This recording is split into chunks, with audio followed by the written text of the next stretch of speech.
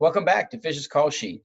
In the past, we talked about props and the things that actors touch. Now we're going to talk about the actual set itself, positioning of furniture, and get into what a set dresser does. And on this episode, we're talking to set dresser extraordinaire, Charlie Nicholson, who is gracious enough to explain to us what that is and the complexity of his job. So welcome to Fish's Call Sheet, Charlie. Thank you. It's an honor to be here. I love you, Michael. I love you too. I'm honored to call you friend and that you call me friend. Well, what set dressers do is we work for set decorators. Let me give you a little context because a lot of people don't know this. The top of the department, the head of the department, it's the art department is an umbrella term. There's a production designer, and under the production designer is the art director and the set decorator. Under the art director is construction, paint, plastering, carpeting, all of the structural pieces that go into a set, whether it's a hospital room, a bowling alley, it doesn't really matter. Whatever the story and whatever the script and the story combined demand is the art department comes in and they build the shell. When they're completed with that part, then the set decorating team headed by the set decorator, we are set dressers, we come in and we layer in the personality. We start with the big pieces first. So again, if it's a living room, it's all the big pieces of furniture that would go in a living room. And then based again on the storyline, we begin to layer in individual personality pieces. If there's kids, there's toys on the floor. We all read the scripts. So we all have input based on our take on the script. When that's complete, and that can take 45 minutes to 2 weeks, depending upon how involved, how large the set is, how many rooms. There might be a scene where the camera will go through 5 or 6 rooms at a time, where it's a tracking scene. Steadicam, for example, does a lot of that sort of thing. So that means we will have had to have dressed 5 rooms. That can take up to 2 weeks, or in our context, which is multi-camera sitcom, sometimes we can throw it together in 45 minutes and boom, we're done. When that's complete, and I work with that team of people to do that, to do all that layering in. When the director and the actors come in, I am then assigned to them for the duration of the shooting schedule. I become sort of a project manager. And I work with the director and the actors. Movement is called blocking. Emotional intent is called direction. And so what the director will do, we'll spend some time with the actors working on what the direction of the emotional intent is. Then they get the scene up on its feet. And based on the blocking or the movement, that's where I come in. And I will move the furniture around based on the director and the actor's needs. I have input into that because my experience will tell me when something might be either a liability or something might be an asset. I also filter information between the director and the actors and the writers. And quite often, confidentially, a lot of people have notes who have no business giving notes. But Frequently. really, literally. But I have to graciously accept their notes. And so some I filter, some I don't, to be perfectly candid. But the further out of the concentric circles, I don't tend to give those notes much weight. But the inner circles, definitely. But I will direct those notes to the appropriate departments, whether it's my department as set decorating or the prop department. Props is anything that the actor holds. Set decorating is anything that's in the actor's environment. And I will take notes for carpeting. I will take notes for special effects, for all those people. By extension, that's why I become a project manager, because I'm the one who has all this information from what we call the talent, which I think is a bit of a misnomer because we're all talented. That being said, that's what we call the actors and the director. We call it the talent.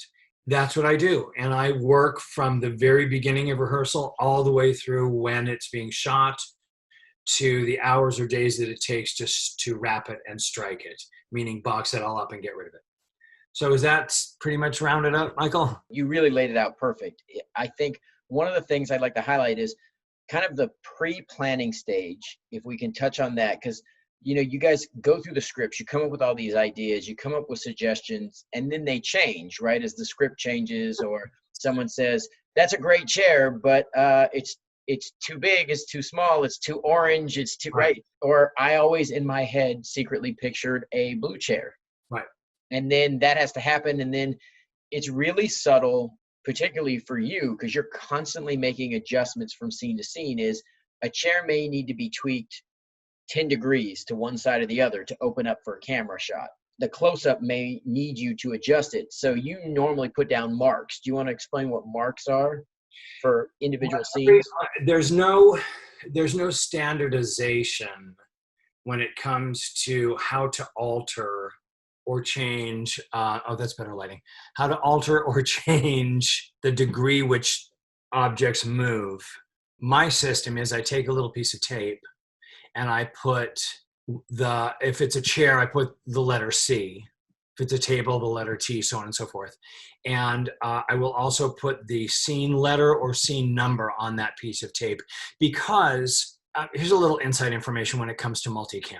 Multicam, or what the public knows as situation comedy, we call it technically based on the format it's shot in. But sitcoms are shot, specifically living rooms, the way they're set up. You'll notice that the front door, there's a beeline between the front door and the kitchen. It's always that way, because so much of the traffic in sitcoms goes through that channel. And so there will be the couch, which is upstage, and the coffee table, which is downstage. And there's usually that aisle. What I do, if a character is sitting on the couch and she picks up the remote from the table has to be close enough. In reality, it has to be close enough, like it would really be, for her to pick up the remote. However, if there's a scene where two of the actors are making a beeline from the front door to the kitchen, I have to either move the coffee table down or the sofa upstage. Generally speaking, it's the coffee table is downstage, because the sofa is larger and the camera will catch it if it's suddenly upstage. So we'll bring the coffee table downstage because it fools the audience. The audience will never know. And so I broaden that space between these two pieces of furniture. So I put a piece of tape down for each scene, and then I mark it in my log so that I know to adjust the table based on blocking. And so I try to get tape that is as close as subtle to the color and the texture of the floor. Because when I was doing Fuller House, Netflix, and it was the dawning of sort of this confluence of, not the dawning, but it was the first time I had worked with streaming in HD at the same time. And so the production company had their own, meaning the unit that is shooting the thing, they have their own editors, which was fine. But then the Netflix editors came in and they said, we can see your marks on the floor. So they have editors who sweep every single scene. After we're done with our unit editing and doing whatever we do, color correction and all that, we then hand the product over to Netflix, where they again do scrubbing bubbles. So they came to me and they said, very nicely, they said, we can see your marks. And so I had a meeting with them about how to come to a common ground.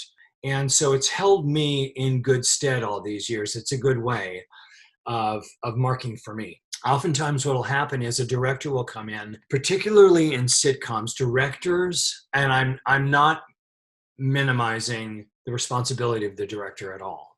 However, that being said, in that particular format, the director is more on the crew than they are captain of the ship. In television in particular, the showrunner and the executive producer and the network, and then so on and so forth, they are the captains of the ship. And the director's influence, while creatively is vast, authority is finite. We can touch on that from the shift of versus, like, say, a single camera, where the director has an elevated responsibility, and then on a film, a director oftentimes has complete autonomy to make a decision and change things. And I think that's where elite status that we give to film directors comes from. Film, the writer gets very little say. But on television, especially if you're a showrunner or executive producer, you have a lot of say and sometimes complete authority because you created these characters and you have the voice and the power to share it. Correct. And so sometimes what'll happen, it happened, I think it was the first season of The Conners. It's where Jackie goes crazy in the kitchen. And it was a progressive, sometimes what'll happen for me is that my work becomes a character in the episode. And that happens when there is progressive real-time changes in a given set. And so that happened in that episode where in the span of the 22 minutes or whatever it is, I think it's 22 minutes, the episode is 22 minutes. In that span of 22 minutes, the kitchen changes 3 times, and it has to happen in real time. And the reason it has to happen in real time is because we're shooting in front of an audience. Right. And so it changes dramatically step to step to give you that absolutely. that growing character of pressure and anxiety and her overwhelming feel. And if the set doesn't show it, it doesn't translate. Will buy it. And so it was 3 changes, and the first 2 changes, and again, going from subtle to not so subtle to absolute maniacal. The first 2 we had rehearsed, we had been given approval by, it was Andy Ackerman and Bruce Helford. They gave us approval for the first 2 looks, but no one had a chance to approve the 3rd and final look, which was the critical one. Right. Just wasn't time to do that. So my department gave me 3 set dressers. They gave me all the equipment that I needed to effect this change. It was big. All the cupboards had to be completely open. Normally, we don't dress inside all the cupboards. Normally, what we do is we're given the script. We see the actor's going to open the cupboard. We made sure that cupboard is whatever in it. Right. And so, but in this case, all the cupboard drawers are open. So we had all the stuff that the Conners would have accumulated over 35 to 40 years in their cupboards. And it's complex too, because I want to point out, like in the case of the Conners, you're talking about a poor middle-class family who's accumulated a lot of stuff over time. Absolutely. So you can't just run out and buy pots and pans or place settings and things like that. Let's have a story. Everything. Yeah. And what we do, by the way, not to get too sidetracked by that, but what we do when we bring things in, and that's a great point to make, we actually discuss where this would have come from. Which grandmother, grandfather, aunt, ex, whomever, to decide how this thing got to where it is. And I think that's amazing for people, if I can jump in, to understand from a set decorating, it's not just hanging something on the wall, it's hanging a piece that is authentic to that world and this moment and what's happening. And I think that's the beauty of how great our set decorating department is. It's one of the reasons why I want to have you on, is to highlight the detail in which you dive into this world and really make this world viable for an audience. Now, thank you for bringing that up. And I remember the first time that happened to me was, 25 or 30 years ago. It was some long forgotten job, and it was a husband and wife, and they hadn't spoken in years, really. It was a sad scene. It was their bedroom. I decided that he would have, because there's a reference to him bowling in the script. We never see a bowling ball. We never see any of that stuff, but there's a reference. It's a line. So I decided he would have as his lamp a baseball lamp, something, I remember it was a baseball helmet. Because if he bowls, that tells me sports, athlete. And she had something delicate on hers. And from those 2 lamps, I built each nightstand. She has a romance novel. He has a whiskey. I decided one of them has prescription medication. The other one has an ashtray. I built this whole world of 2 completely separate people. There was a closet built into the set, but there was never action in the closet. But I decided that I would dress the closet out, because you never know. If there's a door, you better dress behind it. And that's where I put his bowling ball in a bowling case up on a shelf. And sure enough, when the camera came in, they loved what I did. Not that I wanted the pat on the back, but I felt like my artistic instinct was spot on when I gave myself the nanosecond to step into the character's shoes, because I'm telling the character's story, not mine. When I put the bowling ball and the bowling bag on the shelf, I did it just because I knew that stuff had to be in the closet. And sure enough, when we came in to shoot this thing, instead of, they had the actor get out of the bed and open up the closet. And the actor looked in and he grabbed the bowling bag. And it had a bowling ball in it, which is important for us to do for the actors. We need to give the actors the grist to do their work. If we don't give them the bowling ball in the bowling bag, then we are cheating the actor, and then by extension, we're cheating the audience. It's a powerful community thing. I always say this is so much more collaborative. It's one of the goals of this show, is to really share how much art goes into each aspect of this. It's overlooked because things are happening so rapidly, but a real world has to feel real to you. And if it doesn't, it will jump out. And even if you're not aware of what it is that's taking you out of that comfort zone or the suspension of disbelief, it just doesn't ring true to you. Absolutely. So this third scene in this kitchen, the progressive thing, Bruce and Andy, the director and the showrunner, did not have a chance to see what I had done prior to the reveal before the audience. Now again, I had a full team. We had vetted all the set dressing as we've just sort of laid out to you. And so the coffee maker played a key part in this. It's referenced earlier in the very first scene as the coffee maker. There's a whole joke built around this coffee maker. So what I did for the final scene is I had the coffee maker where Jackie landed it, but I built it up and I packed stuff around it so it looked like the Matterhorn. And the coffee maker was right in the middle. And the very last minute, there was a beat up old, and it looked tragic, and it needed to look desperate. But there was something missing, and I didn't know what it was. It felt okay, but there was just I wasn't sure what the element was. And then I saw on this rolling rack we had, there was it was a beat up old princess phone. And I took this beat up old princess phone and I slapped it on top of the coffee maker, and suddenly it made it funny. To me, it made it funny. I laughed at it. I didn't do it because I thought it would make someone else laugh. If you do it because you think someone else is going to laugh, then it's going to fail. But if you do it because it made you laugh, right, then it's going to work.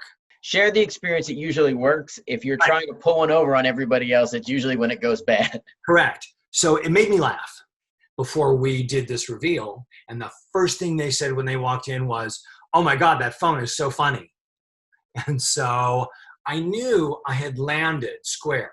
That the humor, it wasn't a cheap joke, it was pathos. It added a melancholy, it added everything. It was the cherry on the cake. And so, because the audience needs to know that they are safe in their journey inside Jackie's world. And it worked really, really well. So that's a good example of how my work will become a character in a show. It doesn't always happen, but it does happen. You know, you touched on prop houses, right? So all over this town, but all over the country and the world, there are places that specifically hold on to old equipment, a little bit of everything. I mean, it would be a hoarder's dream times the best journey down memory lane you could go on. And you see things that you're like, my grandparents had that. But the art is to go in and to pick the right pieces and get the right combination to make it work, to make it authentic, to make it real. We don't overthink it. Once you begin to overthink it, then you're going down a rabbit hole. If you walk in, if the kid is it's his first apartment, and so he's in his early 20s and he's got a girlfriend or whatever, and we hash out the information that we've gotten from the production meeting, and then the set decorator will assign us all different prop houses to go to pull stuff. And I'm just making this up as we go along, but let's say the kid, again, we find out from the production meeting that he has a girlfriend and it's his first apartment and so on and so forth. So we go into the prop house and we decide, oh, you know what?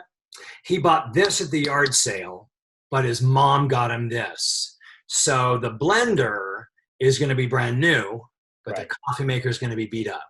And so you begin to decide, because you step into the character's shoes. And then there's another aspect, is you don't get the blender and the coffee maker the same color, because we also have to honor how camera, as an audience member, will interpret the things that we put on the set.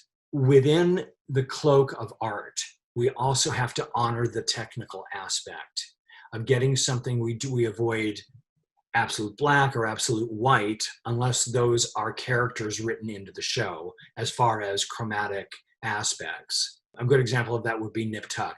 Nip Tuck, the last 2 seasons of Nip Tuck, almost all the walls and almost all the furniture was white because Ryan Murphy wanted to tell a story using that color. And so it played a character. But unless white plays a character, it can be distracting for a variety of technical reasons. Same with absolute black or dark blue. And so if I'm going to get a coffee maker and a toaster, for example, I'm going to get a toaster that's going to be a brushed nickel where we don't see a reflection. And I'm going to get a coffee maker. It might be black, or it might be some whatever darker color. And then the blender is going to be a lighter color. And so I'm going to balance out so the audience is not sucked into all this one color behind the actor, because that's upstaging the actor. We have to be really careful when we're dressing a set. As soon as I get something and I think, oh, that'll look really cool, that's usually a warning. Right. Yeah. Because it's no longer about the project or the character. It becomes about what you like or your aesthetic, right? Correct. Getting finishes, right? Like, a brushed nickel versus a shiny, steel appliance or chrome. And then I think something that people don't realize is then your director of photography, who kind of oversees the overall look, or one of your lighting people may come to you and be like, okay, we have to dull that down. There's a bunch of tricks of the trade. You want to touch on any of that? Well, there are tricks of the trade. There's all sorts of things that you can do, but I preface it by saying that's time consuming. The reason we'll avoid picking stuff that is either shiny or reflective is yes, because there's an aesthetic consideration to it, and also because of the reasons I touched on earlier, because of absolute black or absolute white, but also because we have to bear in mind to alter it or change it while we're shooting takes time, and time is money. I actually lost the painting behind me because it was too shiny. What we can do is, I would move this like that. Right, to adjust the angle so that the light hits it in such a way that it doesn't catch or reflect. And I think that's one of those things. All of these things are fine-tuned. And again, from one scene to the next, depending on where the camera is and where the characters are, you may have to adjust those things. And I think people overlook these things, but you may have to move a dozen things in a single set from one scene to another, or sometimes from take to take. I'll have to raise the couch on blocks because the camera angle demands aspect ratio between the 2 pieces of furniture is changed so much because of the angle of the camera. Suddenly, now I have to raise the table up because just the angle of the camera demands it. And it does with artwork too. It demands that I shift away from the wall on the right or away from the wall on the left in order to, we call it flare or kickback, is when the light hits it in the wrong way. And what the words we do not want to hear from a director or a director of photography, or even worse, a showrunner, is this look. What's that thing? Yeah. In set dressing, anytime they start looking in and looking real close, right? Everything starts to squish and furrow their brow, and then the next question is, what is this? You're like, oh no, what is it? Right? And they really don't care about what it is. No, so it just draws the eye or distracts. So you have to learn to interpret their words. It's very much like court intrigue.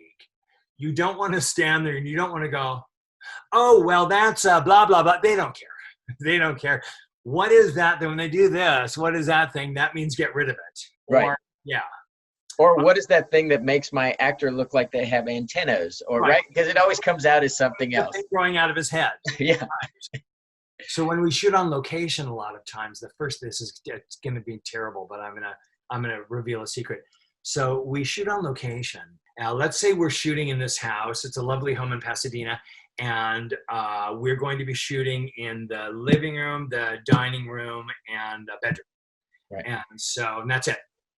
So we have taken really carefully, with loving hands, we've taken all the homeowner's stuff, and we've stacked it neatly, boxed it up, whatever, put it in whatever rooms we're not using. And those rooms are called the forbidden room. So then we've taken our stuff and brought our stuff in to turn this house into something that it wasn't. And so I'm the on-set dresser. The first thing I do when I get there is look in the forbidden room, because it's true. Yeah. Because what's going to happen is, I know it's the first scene up. It's a tense love scene between the young couple. They're on the couch. I know, I've been doing this long enough to know what the camera angles are going to be. There's going to be one camera angle that's going to be low. We're going to see low, and maybe I overheard it, but also my training has taught me that they're going to want to see low, they're going to want to see high, and they're going to want to see low. And it's probably going to be a tracking shot. And so there's a thing the decorator got. It looks beautiful if you're just in a real room. Right. It's a thing, it's like this art deco thing with a little bronze fairy, candy dishy kind of a thing. I know that when we shoot low, it's going to look like it's growing out of the actress's chin. So I don't move it yet. I wait. I go into the forbidden room. I find the homeowner has this beautiful cut glass bowl, low, and I go and I fill it with grapes or candies or pennies or whatever I can find that also belong to the homeowner. And I stash it. And I wait for the director of photography to go, set dressing, what's that thing growing out of her chin? And so, because I don't want to tip my hand yet. I want to be the hero. And I don't want to be the hero because of my ego. It's just that I want to be the hero because I need to gain points. That's the only reason. So what I do is I pull the little bronze fairy out, I put the little bowl already in, and they'll go, God, can you work any faster? And suddenly I have grip, camera, and electric are my best friends because I pleased the boss. And because you planned ahead, because you were aware, and you were aware of your surroundings, and you knew this may not work. I can't, that's an exactly where I'm not going to go, oh, well, that's a 1920s, when they go, hey, set dressing, what's that thing growing out of her chin? I'm not going to go, oh, well, her, give the whole backstory. I'm just going to go, bam, bam, okay, done. Right. It's referenced on page 27 if you had read the script the same as I did, right? Which is totally, you could, it's valid, but it would be a bad idea. No, well, it is that sometimes there's a case where it is a piece of set dressing that is referenced in a subsequent scene. And so we had a dish, it was on the Connors, we had a dish from Cracker Barrel last season. And so we put it on the set, and it was hideous, and it got the wrong attention for scene A. Let's say it was for scene A, but in scene D, it's actually referenced, and it's when a piece of set dressing becomes a prop. It's a piece of set dressing, we establish it in A, sitting on the countertop. And then in scene D, the actor picks it up, so it becomes then a prop. So it's fine when it was a prop, but it looked really bad when it was a piece of set dressing. The director, in the rehearsal process, when we're camera blocking, which means that we are now bringing the cameras in to do their movement based on the actor's movement. And so they go, what's that white thing behind her head? And I said, that's the Cracker Barrel plate. Oh, I guess it has to be there. Yeah, it has to be there because that's where he picks it up from in D. Oh, all right, well, I guess there's nothing we can do about that. And so that's where you negotiate a little bit based on, and then you figure it out. And sometimes those can be rabbit holes. Sometimes the most seemingly innocuous thing can stop production in its tracks. And you're down for an hour while they try to figure out what to do with the Cracker Barrel plate or whatever. But more often than not, they'll acquiesce to the needs of whatever you got and they'll move on. I want people to look at a piece of film or a piece of video or a clip from a show and to start looking around and looking at all of the artistry that really is going into that moment. Life is full of moments. Life is made up of moments. And what we try to do is create the most authentic, engaging moments. And it's the artistry of all of you that makes that collaborative process possible. Occasionally, and it happened very rarely in my career, but last year on the Connors, a moment where it happens with grip and electric, it happens with set dressing and props, and it happens with hair and makeup, where we have to switch roles because it just happens that way. And so you kind of have to switch roles. So last year on the Connors, we have on this iconic couch, the iconic Afghan. And the iconic Afghan is a piece of set dressing because it just sits there like an Afghan on a couch. But it became a prop when Harris, played by Emma, picks it up. So it's in her hands, and now it's on the couch. And then she wraps a blanket, which was also a piece of set dressing, which became a prop, around her head, which then becomes costumes and hair. Because these items, this blanket and this Afghan, have to be reset to the beginning of the scene where they're set dressing, what happened with this actress is, and it was just because I was the set dresser, I reset them, but I also, because we're doing an insert, we're in our world, we'll do a pickup in the middle of the scene. So because I photographed my blankets on the actor, I had the pictures where we were picking this up from. So the hair person came in, but she didn't have pictures. Right. And we're putting the blanket back on the actor's head. And I said, do I have your permission to touch her hair?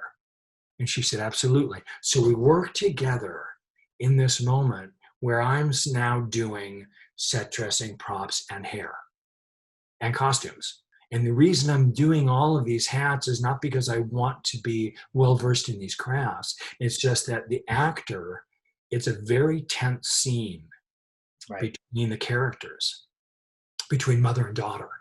And so I'm experienced enough to know that the less people, the better.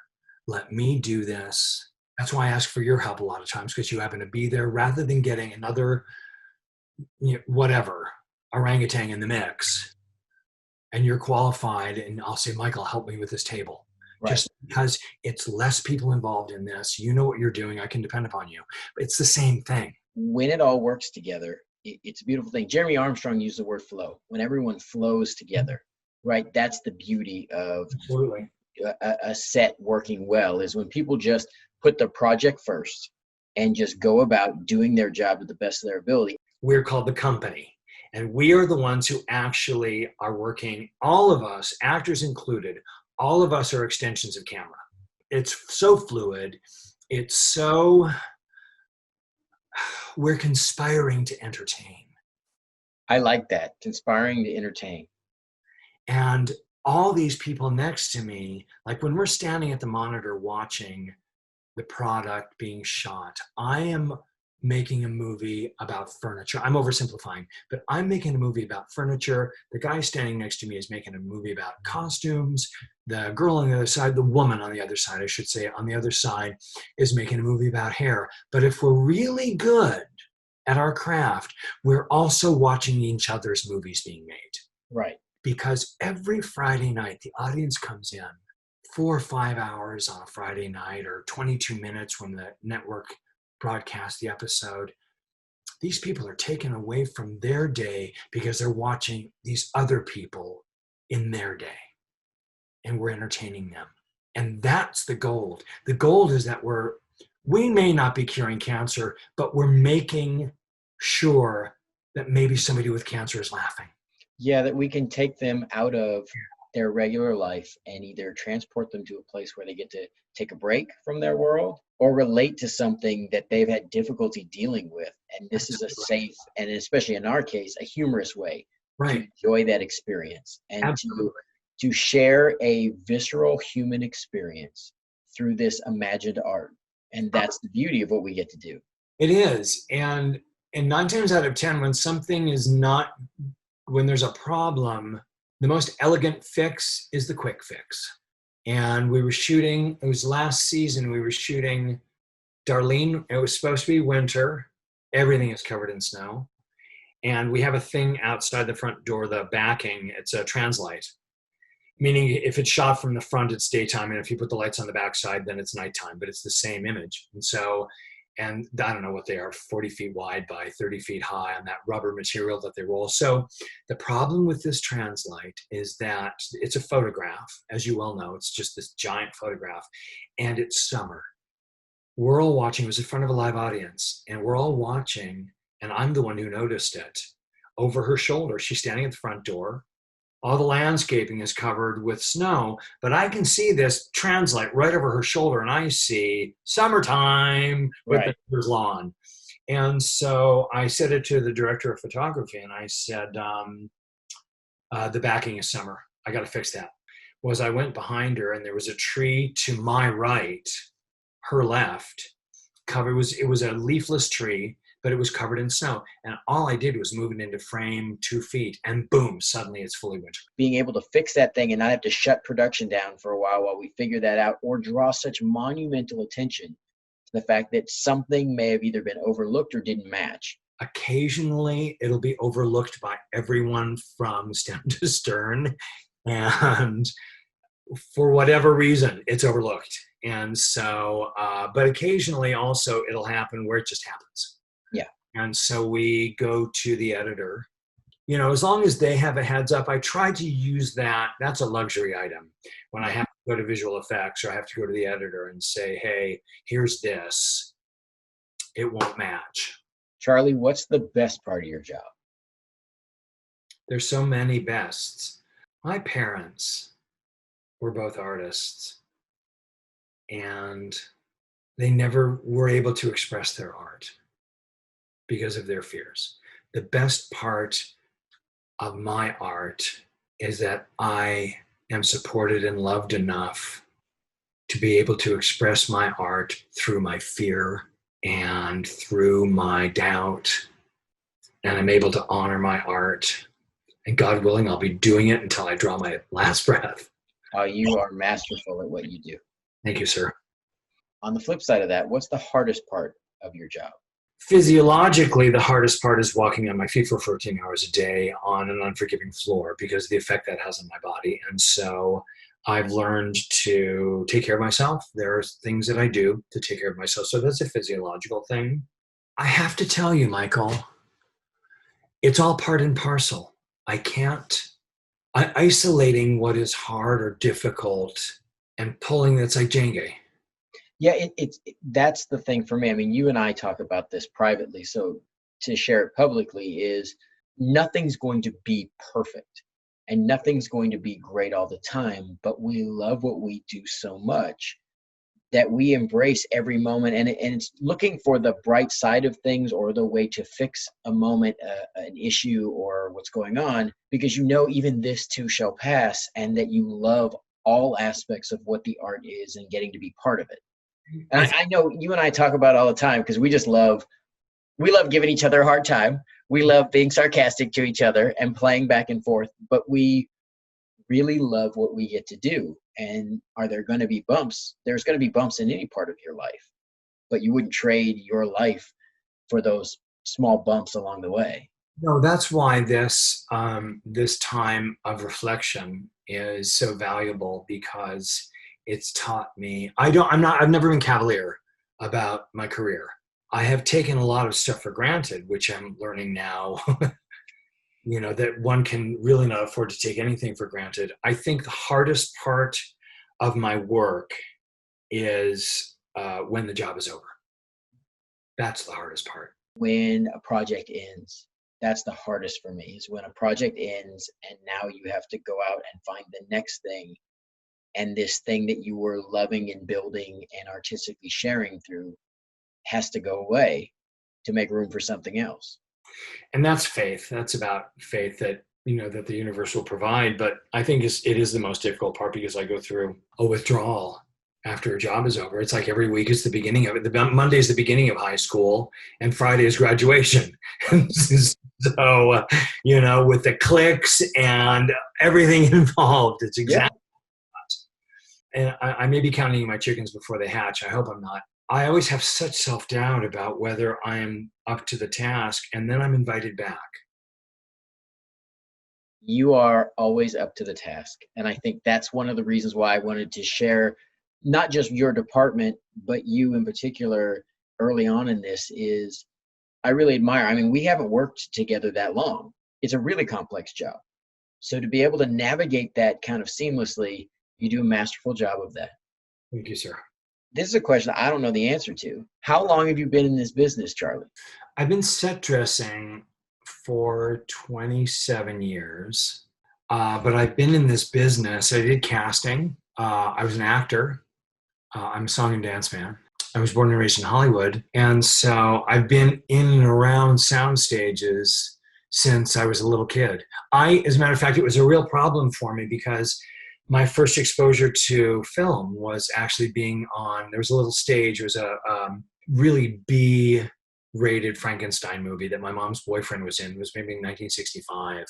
And it was shot at a little stage on Santa Monica Boulevard in Hollywood. And so, oh, that's better.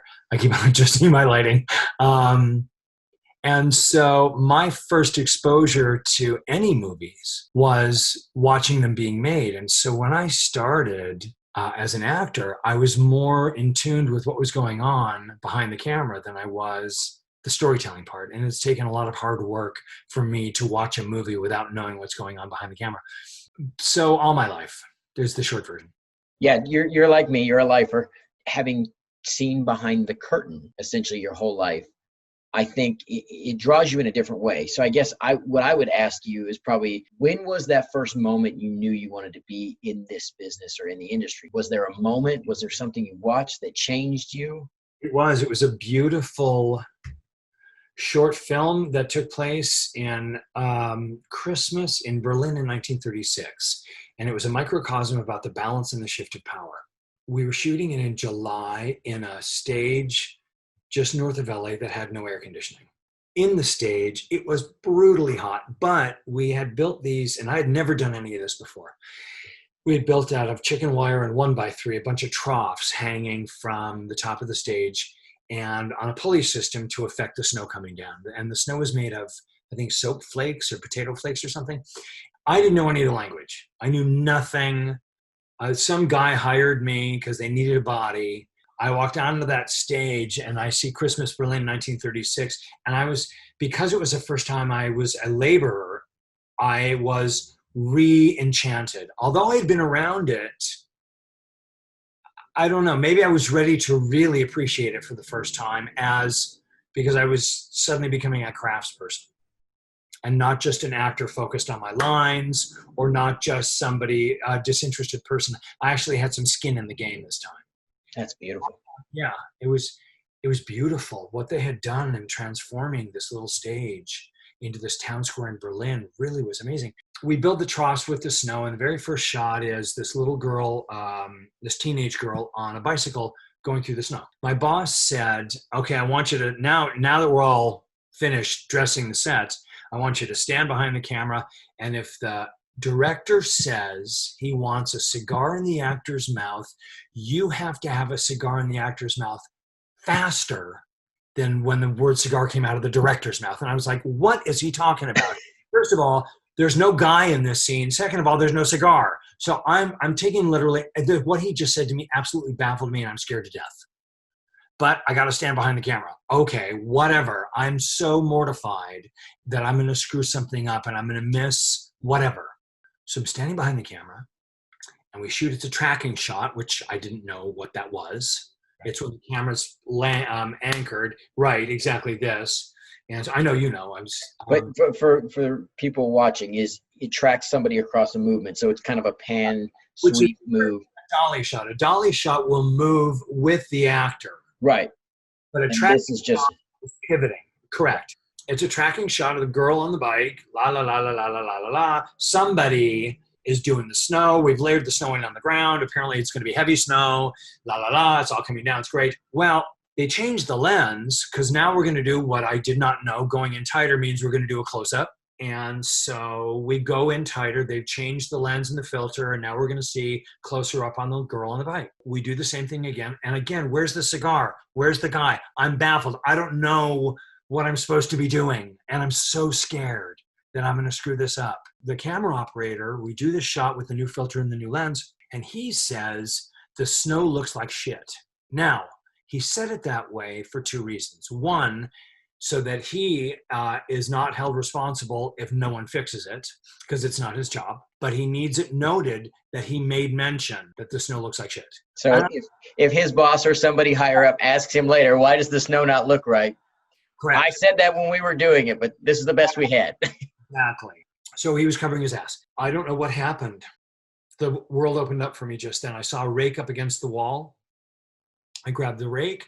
The box of fake snow was sitting next to me. I put a handful of the box, I put a handful of the snow on the rake, and we did this next tracking shot, again, the close up on the girl, and I boomed the rake over the camera and went with the camera as it was pivoting, and the camera operator turned around and looked at me and he went, "That was great." And I was like, I have chills right now. It was almost 30 years ago. Yeah. And I thought, that's the cigar. Yeah. That's what it is. It's the magic, right? You don't know what you're going to need, and you don't know what's missing. No, you have no idea. Until it's missing. Right. And then suddenly it's there. It was my aha moment. And I had an aha moment with John Goodman when we were shooting The Rain in the basement. It becomes the rain is a character. Right. So in that final scene where the rain goes from 2 inches to 6 inches to 11 inches or whatever it was, and we built the basement in that tank where John and T. Barrett and I felt like water mammals at a petting zoo. We did, because everyone was coming to the ledge and pointing at us. But anyway, the script in that episode, the script was written that that Dan is desperately trying to salvage these 5 different boxes of memorabilia so they don't get wet. So props vetted different sizes from the writers, and everything's fine. We get in there on a Wednesday and we're doing the run through, and my department had dressed the basement to make it look like the Connors basement, 35 years of stuff. And way in the back in the basement was a dining room chair, more of a formal than the Connors have.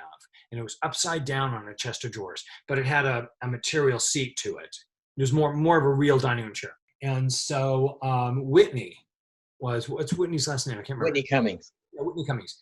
Whitney was standing there, and so they realized their error was the boxes are not telling a story of what he is salvaging. They just look like boxes. Right, they're generic. You from the audience's perspective, you don't know what's in them, so you're not attached to them as much. Right. There's nothing at stake. We need to have, the stakes have got to be a lot higher in this scene. That's where I become a prop guy, because now they want things in the basement that are give us visual context. So they said, do you have anything that looks like it's just about to go under the water? And I grabbed this chair that was upside down and I put it in the water, and the water was 1/4 of an inch from going over the seat. And everyone stopped and they went, "Oh my God, that's perfect." Right. Just one of those moments where I become one with the art. That's what it is. Where I lose myself.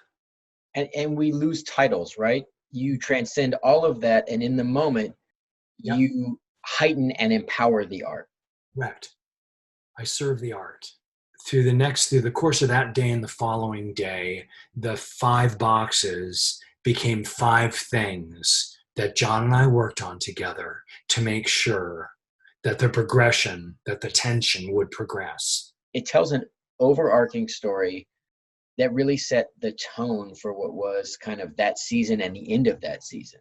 Correct. And again, it's about losing self, about losing what will they think of me, and none of that matters when the channel is open to become the art, to just become an extension of the art.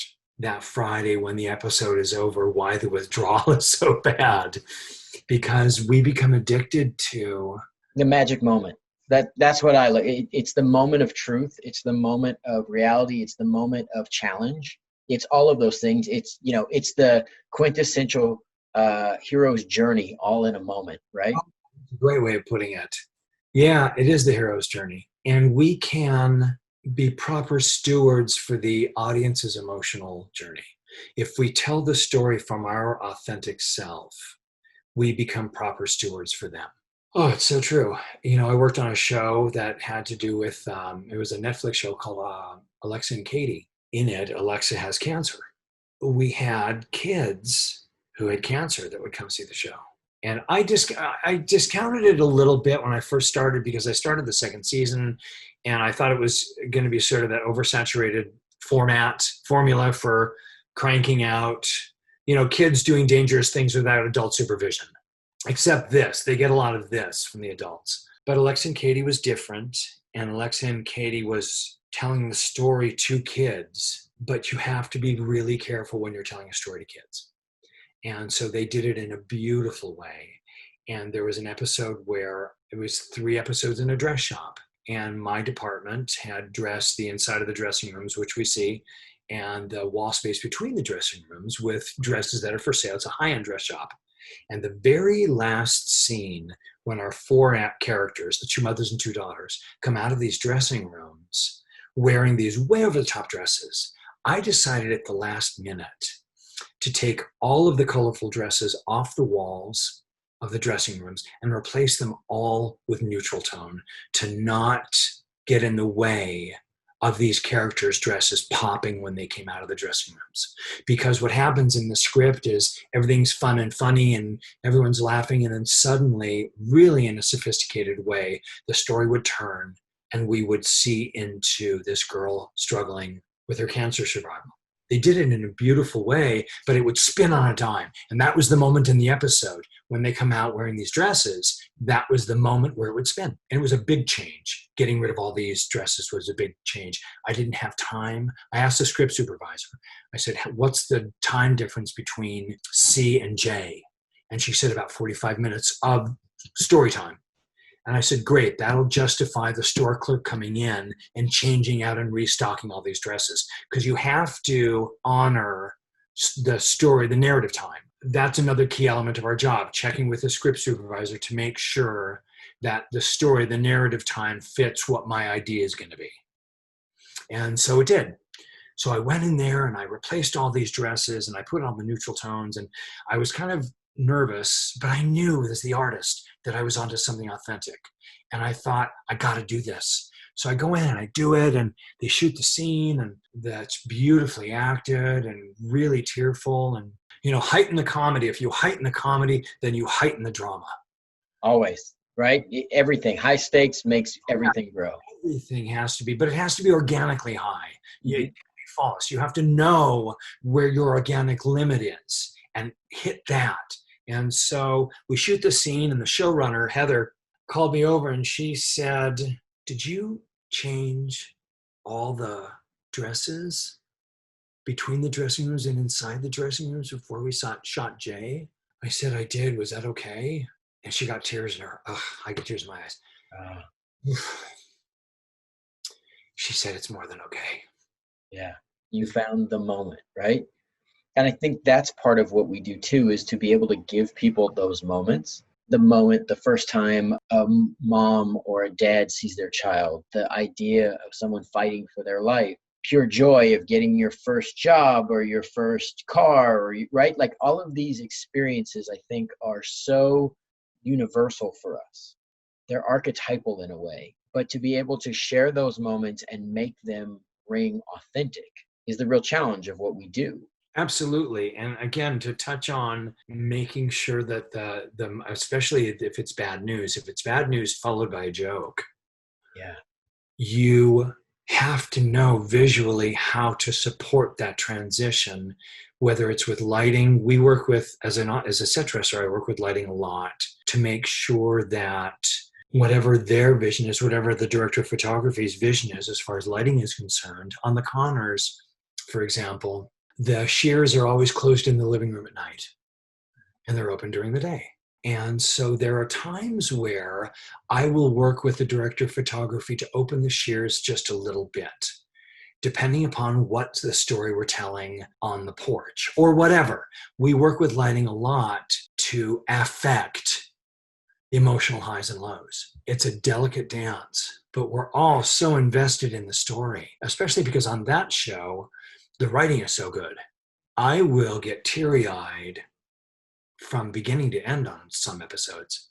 Now, it's been a long time. So you've been in this business for all these years. What was your dream coming into the business, Charlie? That I pay my rent. I love that because it's honest, right? Now, how's that dream kind of transitioned now after all these years, other than you still have to pay the rent? I never know how my art is going to manifest itself day to day. And so I just completed a first draft of a book.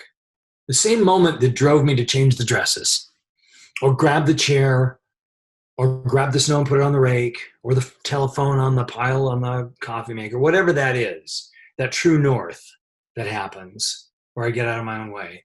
I contacted this editor who is a rather formidable, well-known editor. And just on a lark, I sent him an email giving him an outline of my book. And he responded. And he asked me for a sample. And it was no different than auditioning a set that's been dressed. I was able to send him the sample, sure in my work, not afraid of his opinion.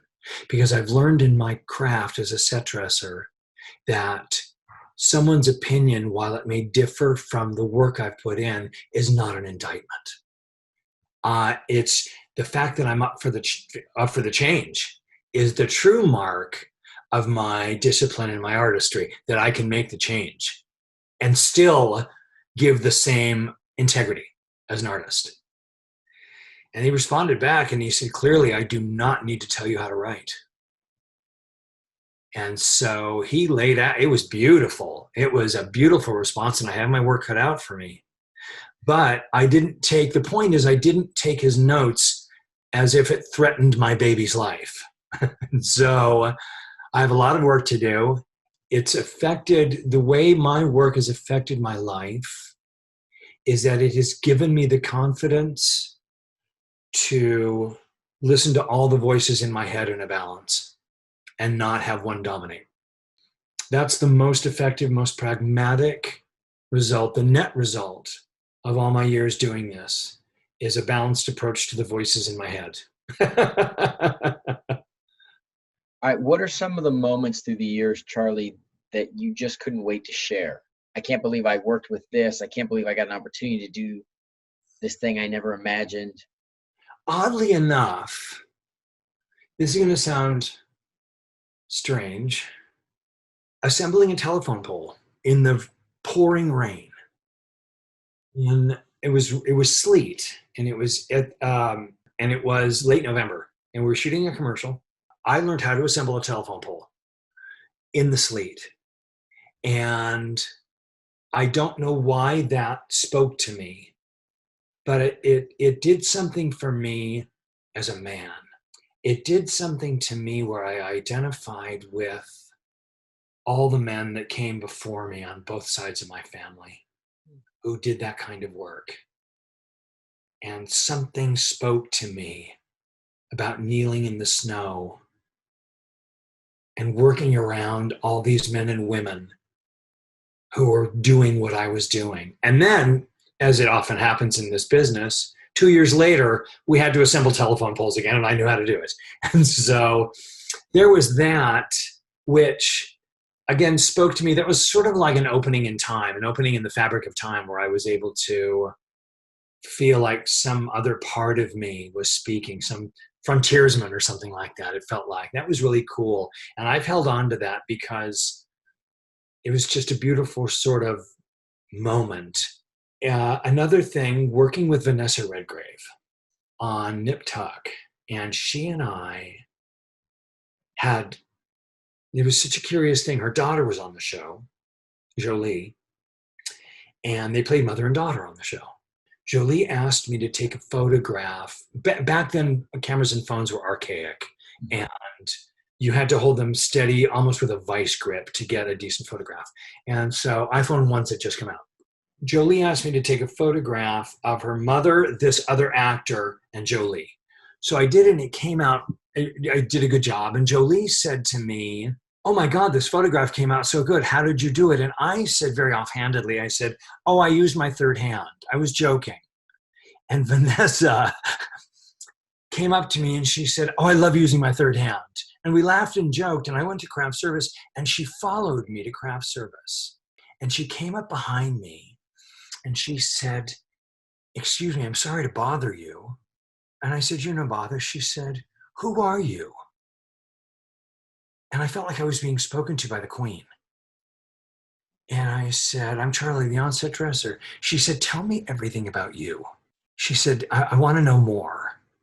And so I was so blown away. And it was the first time in my life, it wasn't like I was speaking to somebody greater than me, but it was the first time in my life I was open to being someone's peer, that trappings didn't matter, that I was being accepted for exactly who I was in that moment. I think those are two good examples. Do those serve you well? Oh, they're perfect. They're wonderful. All right, now what's the strangest thing you've seen on a set? And we don't have to use names or get anybody in trouble. I don't know. Do you want to hear about a practical joke? Yeah, sure. So I was working on the movie Face Off with Nicolas Cage and John Travolta. I know well. Everyone does. So it was my very first on-set dresser job, full on-set dresser job. It was like 1997 or something like that. All the operating stuff we saved to the end of the movie. It was a long haul because there was no CGI. And so it was just limited to blue screen and green screen. That was about it. And so they saved all the surgical scenes to the end, and we shot them at Paramount. The surgical suite was the operating theater, and there was a recovery room with 4 beds, and there was also the little sort of audience, the whatever they call that, where people watch surgery being performed. And the surgical suite on that movie was designed and installed by a Norwegian company based on a real Norwegian surgical suite. The flooring, they outsourced that because all the equipment was so high end. They do that often, where something is so particularly high end that they just have the real people come in and do it. We shoot a scene in the recovery room. We're going to shoot this scene. It's going to be right after lunch. And they bring in the animatronic Nick Cage dummy. It was the only full body dummy used in the movie. All the other stuff is just face. And so the guys they were brothers who built this animatronic dummy who went on to win an Academy Award for something, and I don't remember what, but they did a great job. This thing looked just like Nick Cage. So they bring it in and they put it in this bed, and they have all the, I'm laughing already, they have all the suits from Paramount come in to look at the ooh ah, look where our $250,000 was spent, because that's how much it cost. And so they all come down, they look at this thing in this bed. The suits all leave. The guys come in, they grab the dummy and they lock it up in their, in their lockup. And so everyone breaks for lunch. And Nick Cage is standing, a guy named Marcos. I knew Marcos, and he actually looked just like Nick, which, as you know, is not often the case. Right. Marcos comes up to me because real Nick has to be in that same bed right after lunch. So Marcos comes up to me and he said, "Oh, I'm exhausted. Is there any way I can sleep in that bed during lunch? Because I have to be in this bed for lighting." And I said, "Sure, why not?" So I leave him, and I'm the last crew member out. Electric, to save their power, has dropped the lights down to 50%. I'm walking actually off the set. This suit, her name is Abigail, and she's dressed beautifully in an apricot suit. And so with blonde hair, and she's followed by a guy named Thomas. I found out their names later on. She came up to me and she said, "Is the Nick Cage dummy still here?" And I said, and I don't know, it was like a voice that came out of my mouth. That wasn't mine. I said, "Right this way." I felt like a docent in a museum. So we walk into the recovery room, and Marcos is passed out on the bed, and she walks up to the foot of the bed, and I'm standing a little behind her. Thomas is behind me. Marcos is passed out. She looks at me and she says, "It looks so real." So I said, again, that same voice that spoke through my mouth said, "Touch it."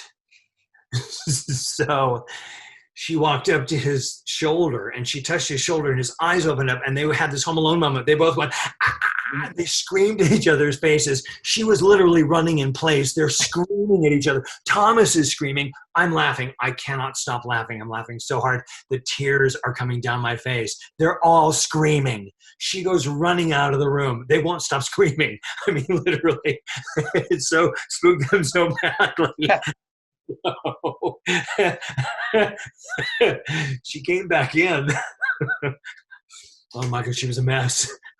I didn't really ever think this kind of thing happened. Her hair was a mess. Her blouse was pulled out. I mean, she looked like she had been put through a dryer. Oh. she's all pissed off. This is where I found out their names. She comes walking up to me and she's like, who are you? And so Thomas, this is when I found out his name, he says, Abigail was funny. She goes, no, Thomas, it was not funny. Marcos, yes, it was funny. And so they're all arguing about whether it was funny or not. And I'm like, see ya. And I just sort of snuck out of the room. And so that has to be a highlight of That's awesome. Of my almost 30 years doing this. That's awesome. Thank you. Okay, after almost 30 years of doing this, what's the one project, if you could go back to now, knowing what you know now? I know you're not a big go back in time or change anything kind of person. We share that. But is there a project that you wish you could go back with some of the knowledge you have now? Yeah, not in terms of artistic merit. There's nothing that hindsight is 2020. So, I mean, what happened was perfect because it brought me to where I am. Certainly. Right. I didn't speak up for myself. Yeah. I think those are the ones that bother us the most, right? It's the time that we should have spoke up that we don't. And then I was injured quite severely on a job. Oh. I lost the use of my hands and arms for almost a year. I didn't know that. How do I not know this, Charlie? Well, because it isn't part of my... It doesn't define you. It doesn't. Yeah, it isn't part of my story. I was on a show and I was hit by something and had my wrists hyperextended, my hands hyperextended beyond my wrists. Oh, wow. Back about 5 feet or so, and I hit my neck on the hooves of a fiberglass cow that was suspended above about 4 or 5 feet above the ground. And so, and only people in our industry, and you just did what everyone in our industry, whenever I've told this, they never question why a cow would be suspended. But anyway.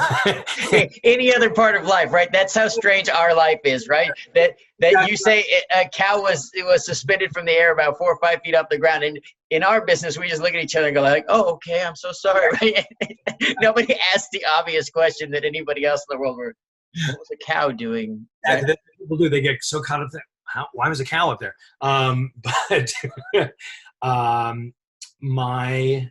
if I could, I would go back and speak up before that happened, because I just didn't think of saying anything before it happened.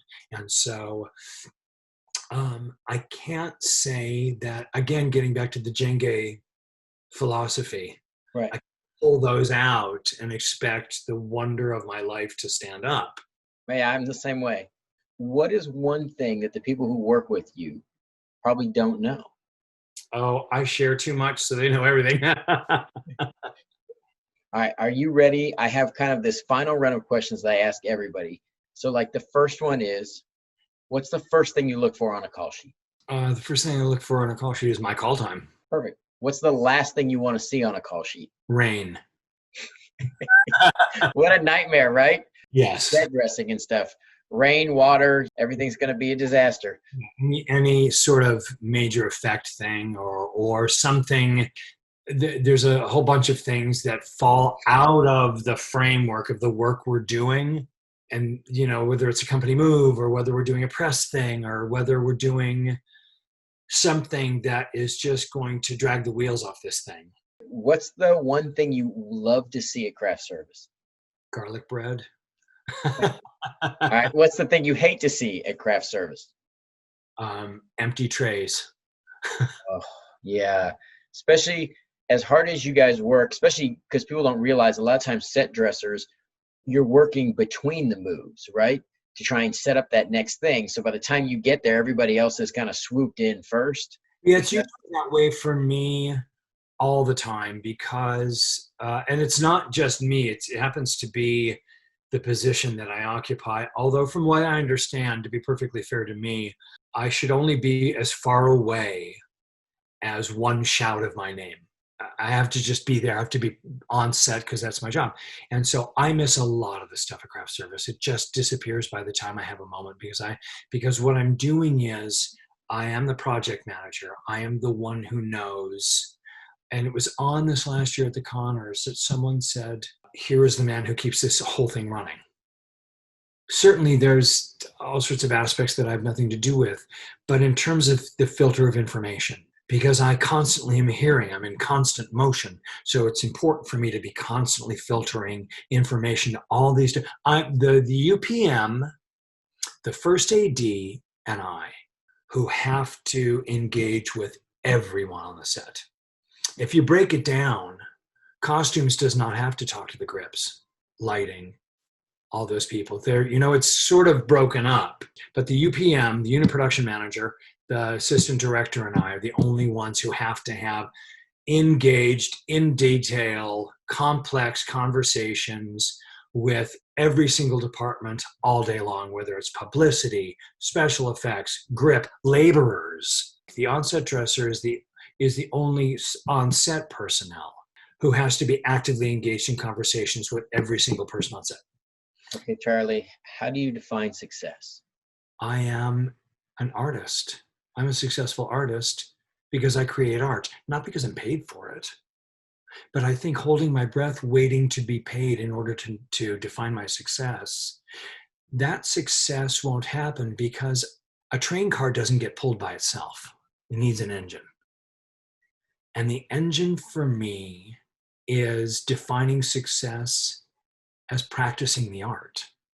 And then the financial success comes. It needs a gestation period. It needs something to come from. Success needs something to come from. It isn't just created in a vacuum. So I can't be a failure as an artist and a success as an actor. Yeah, it makes sense to me. I always ask people, the follow-up to that is usually, how do you measure up to your definition of success? Is flowing every day. And because it's flowing every day, it's a success. Right. It just is. Success just is. And so I'm honored and blessed that I can be the successful artist that my parents were too frightened to be. So I get to live the best part of them. My mom, when I was 14 years old, my very first time taking any acting whatsoever, I had to learn how to waltz. And she walked in the front door. I was raised by a single parent, and she walked in the front door and she was tired from work all day. And I was, mommy, as soon as she walked in the door. Without missing a beat, she put her purse down and took her jacket off and taught me how to waltz in the middle of the living room floor. Oh, beautiful. There was no questioning success in that moment. And the very last time, and I became a dancer. You're an excellent dancer. For people who don't know, you tap dance on set from time to time, and you have encouraged a lot of other people to get into tap or to refresh their skills.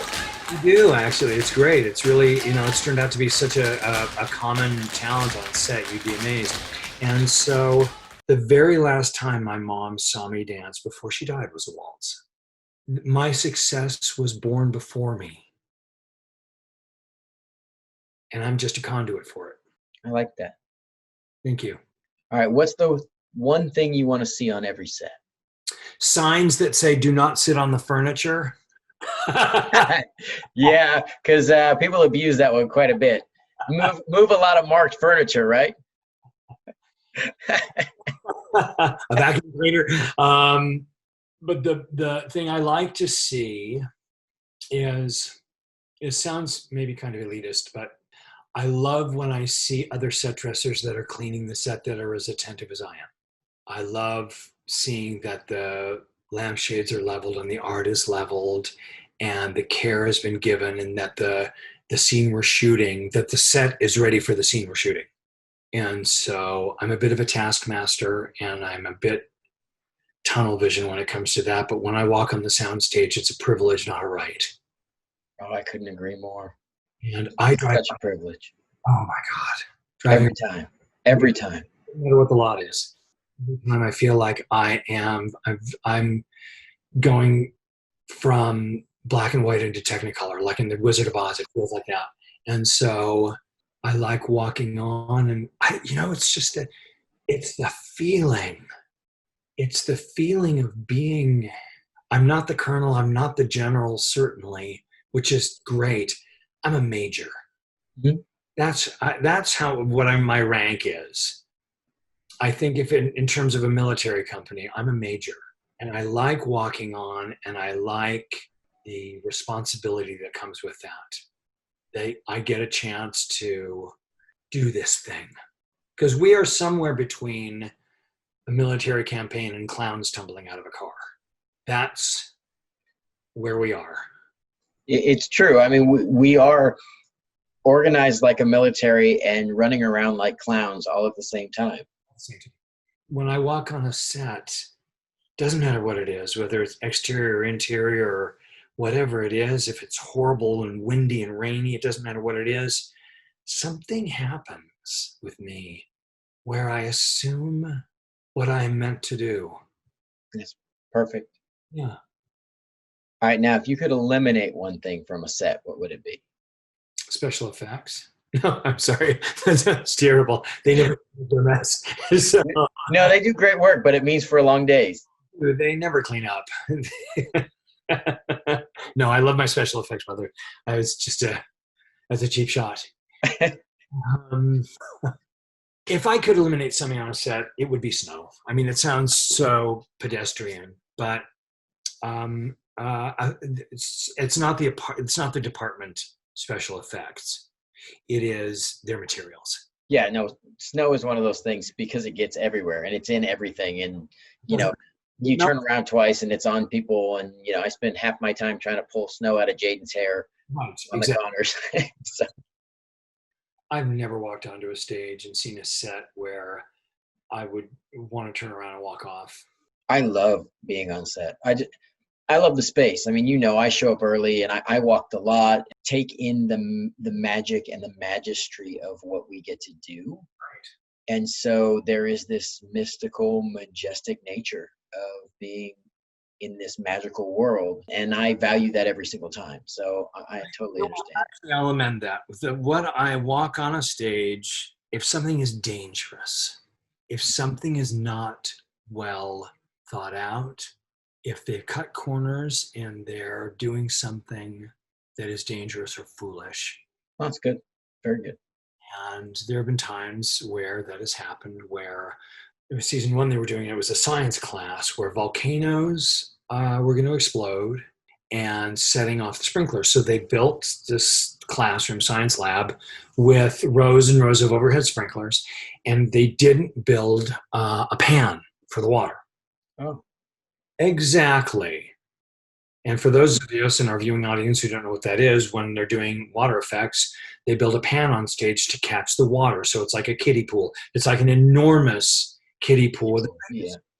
Basically is what it is. And so they thought they would cut cost and not build the set on a pan. So what happens as a result, it bleeds, and it's exactly what happened. The water went everywhere. It went into the camera aisle. It went into the adjoining sets. Right, and it's also super dangerous because, I mean, you got all this electrical equipment. You got all these things going on. People walking around. People can slip. A bunch of reasons why this is just bad. From the macro to the micro. And the macro is everyone could die.